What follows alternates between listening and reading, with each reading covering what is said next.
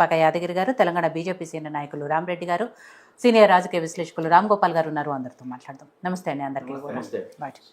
So Karthik గారు, నిన్న ఖర్గే గారు వచ్చారు.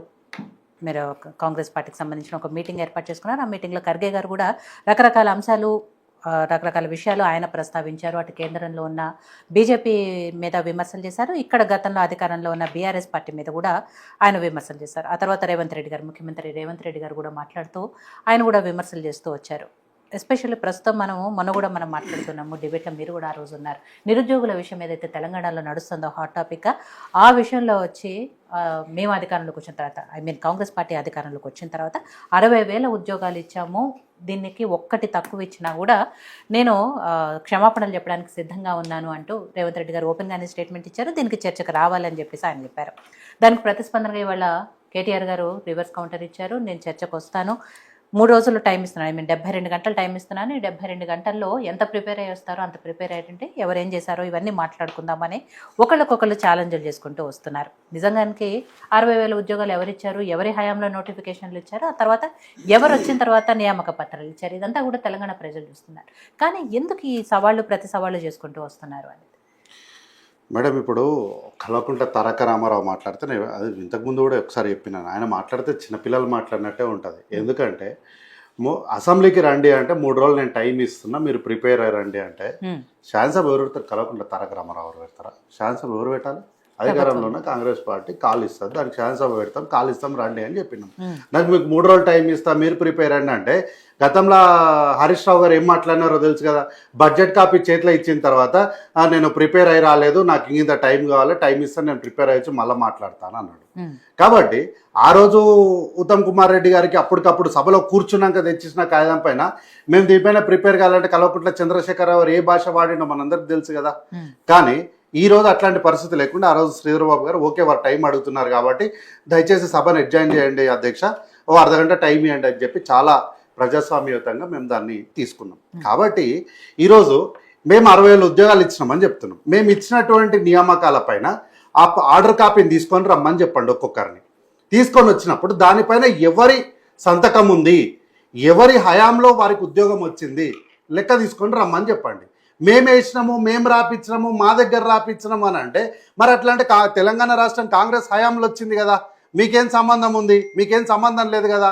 మీరు ఎక్కడ కూడా అఫీషియల్ డాక్యుమెంట్ల పైన మీరు ఎక్కడ కూడా తెలంగాణ రాష్ట్రాన్ని తెచ్చినట్టు ఎక్కడైనా ఆధారం ఉందా?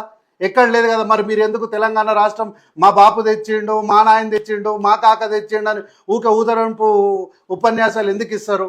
కాబట్టి ఏంది అంటే ఈరోజు కాంగ్రెస్ పార్టీ ప్రభుత్వాన్ని ఏర్పాటు చేసి దాదాపుగా 7.5 సంవత్సరం అయిపోతుంది. కాబట్టి కార్యకర్తలుగా ఒక సమావేశాన్ని పెట్టుకొని కాంగ్రెస్ పార్టీ ప్రజలకు ఏం చేసింది, ఏం చేస్తుంది, ఏం చేయాలనుకుంటుంది అనే విషయాన్ని చాలా కూలంకషంగా చెప్పాలన్న ఉద్దేశంతో పెట్టినాం.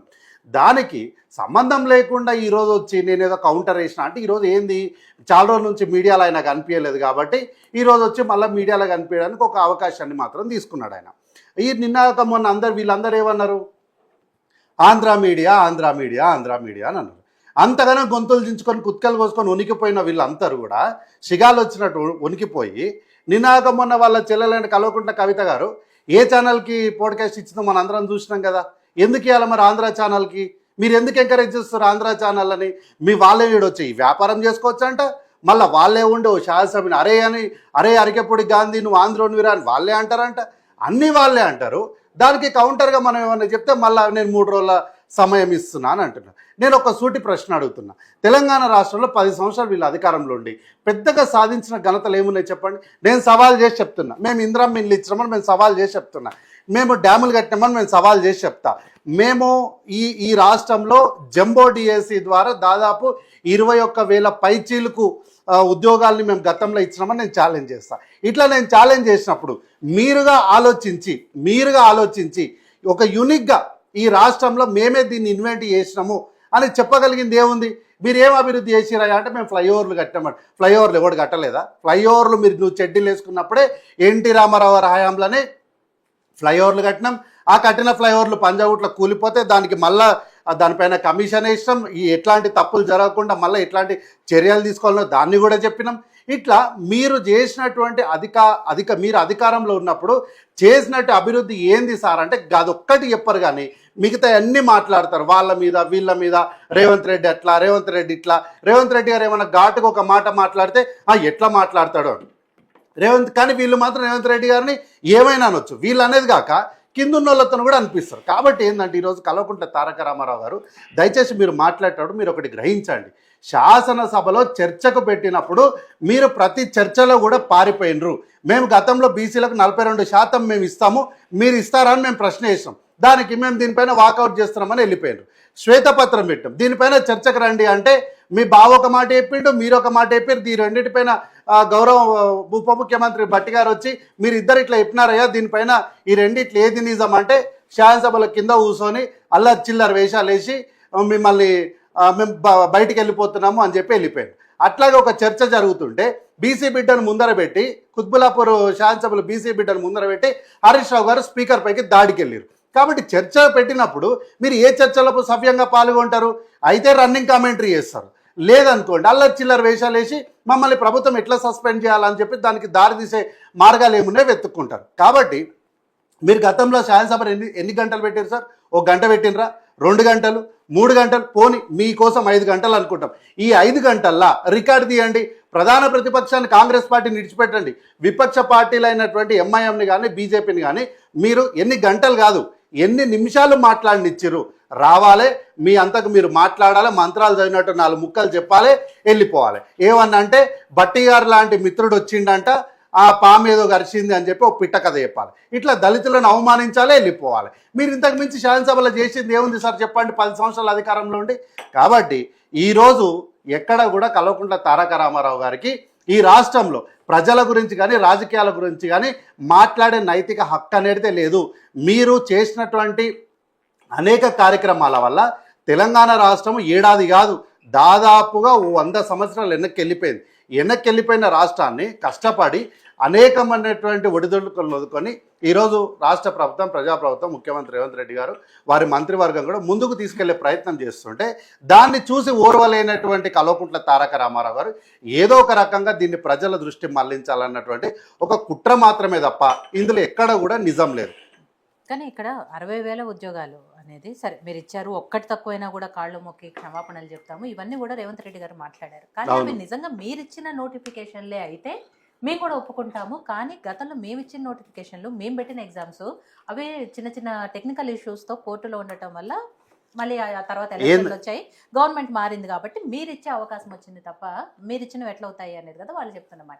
ఏంది టెక్నికల్ రీజన్స్? మీ పిఏలే కదా పేపర్ను అమ్ముకున్నది, మీ హయాంలోనే కదా పేపర్లు లీక్ అయినది, మీ హయాంలోనే కదా అమ్మాయి ఆత్మహత్య చేసుకొని చనిపోతే ఓ ప్రధానమైనటువంటి టీవీ ఛానల్లో కూర్చొని ఆ అమ్మాయి అసలు ఎగ్జామ్కి అప్లై చేయలేదు, ఆ అమ్మాయి ప్రేమ విఫలమై చనిపోయింది అంటే నిరుద్యోగులందరూ చాచిపెట్టి 2 చంపకట్టి కొట్టిన తర్వాత మళ్ళీ పారిపోయాడు. వీళ్ళు మరి నియామకాలు ఇచ్చారు కదా, నోటిఫికేషన్ ఇచ్చారు కదా, ఇచ్చినప్పుడు వీళ్ళు రాసిన ఉద్యోగాలని మరి ఎగ్జామ్స్ వచ్చినప్పుడు రిజల్ట్స్ ఇచ్చి వాళ్ళకి ఆ నియామకాలు ఇచ్చేసి అయిపోతుండే కదా. ఎవడు ఆపమన్నాడు మిమ్మల్ని మేము ఆపమని చెప్పినావా? కాబట్టి ఏంటంటే ఈరోజు అంతా అయిపోయిన తర్వాత తగదునమ్మ అన్నట్టు మేము ఇదంతా మాదే మాదే మాదే అని ఏంటంటే ప్రజల్ని కన్ఫ్యూజ్ చేయాలి. నేను ఈరోజు కూడా సవాల్ చేస్తున్నా, మేము 60,000 ఉద్యోగాలు ఇచ్చినాము, మేము ఇచ్చినటువంటి ఆర్డర్ కాపీలను తీసుకొని రమ్మని చెప్దాం. ఆర్డర్ కాపీల మీద ఎవరు సంతకం ఉంటే వాళ్ళ హయాంలో ఉద్యోగం వచ్చినట్టే కదా. కాబట్టి ఆర్డర్ కాపీలే ప్రామాణికం. నేను పేపర్ పట్టుకొని మాట్లాడతా, ఉంటే కల్వకుంట్ల తారక రామారావు లాగా వేగంగా మాట్లాడను. కాబట్టి ఈ రోజు కూడా మేము ఆ మాట కట్టుబడి ఉన్నాం. ఆయన చర్చకు వస్తా అంటుంది కదా, చర్చకు వచ్చిన తర్వాత సభలో అల్లరి చిల్లరి వేషాలు లేకుండా అచ్చంగా నేను సభలో కూర్చొని చర్చలో పూర్తిగా పాల్గొంటా, నేను వాకౌట్ చేయను, నేను పారిపోనని ఆయనను రాసియమని చెప్పండి. మేము సభ పెడతాము, సభలో వచ్చి దాని డిస్కషన్లో ఆయనను పాల్గొన్నామని చెప్పండి. రైట్. సో యాదగిరి గారు, నిన్న రేవంత్ రెడ్డి గారు ఏం మాట్లాడారు, వాళ్ళ కేటీఆర్ గారు ఏం మాట్లాడారు, ఇవన్నీ కూడా మీకు కూడా తెలుసు కాబట్టి రేవంత్ రెడ్డి గారు ఏ సందర్భంలో ఎందుకు మాట్లాడారో ఇప్పుడు మళ్ళీ ఒకసారి కార్తిక్ గారు కూడా చెప్పారు. సో కేటీఆర్ గారు అసెంబ్లీకి రండి, ప్రతిపక్ష నాయకుడిగా అక్కడ ప్రశ్నించండి, అక్కడ